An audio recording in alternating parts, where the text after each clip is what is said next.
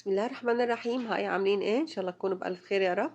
اليوم هنسوي مع بعض طبق شوربة لسان عصفور بكل أسراره.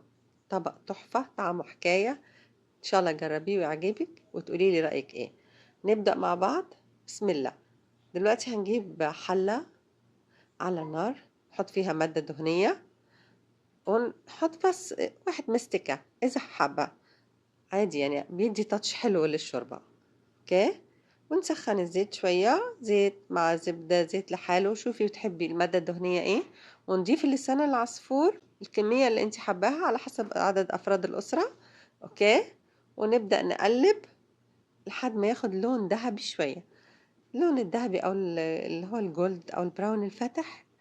نبقى هنا كده اتأكدنا ان كل حبات لسان العصفور اتغلفت. اوكي.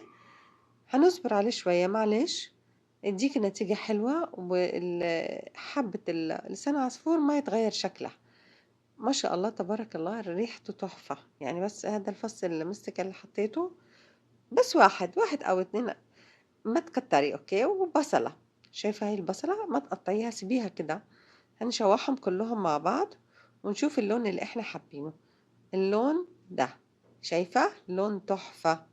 ما شاء الله تبارك الله. هنبدأ نحط يعني ايه منكهات بسيطة هتغير طعم الشوربة. هنضيف طماطماية مبشورة وشوية جزر برضو فقط، وتقلبيهم مع بعض، وبإذن الله تاكلي أحلى شوربة. شايفة الموضوع؟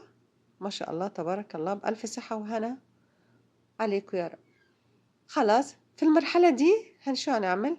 هنضيف لنا الشوربة. يكون عندك أول شيء لازم يكون عندك شوربة كده حلوة كتير دسمة، أو الدايت عادي، فيك تعملي أي شوربة عندك. ونضيف شوية شوربة حلوين، ويفضل إن الشوربة تكون أكتر من لسان العصفور طبعا. مجرد ما نضيف الشوربة، شايفة؟ هوريكي دلوقتي هنا هنشوف قد إيه. شايفة عادي حبات اللسان العصفور تحسيها بتسبح في الشوربة. ونطفي عليه خلاص، ما تحطيها تقعد تغلي، لا، انتي بتطفي عليها مجرد ما تضيفي الشوربة بتاعتك. بتطفي البوتاجاز وتسيبيها. شايفة؟ هي نفشت لحالها. اذا حابة تزودي شوربة اوكي، اذا مش حابة وحلو ده السمك يناسبك ممتاز. لكن ما بنفضل احنا نسوي لسان العصفور، لا، مجرد ما يغلي بندفع عليه وسيبيه. بس يعني 7 دقايق بكتير قوي، بس تلاقي الدنيا بقت ممتازة. ما شاء الله تبارك الله، وبألف صحة وهنا.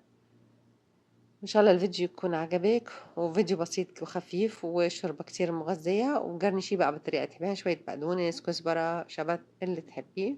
وبألف صحة وهنا مع إيمي الصياد. باي باي، في أمان الله.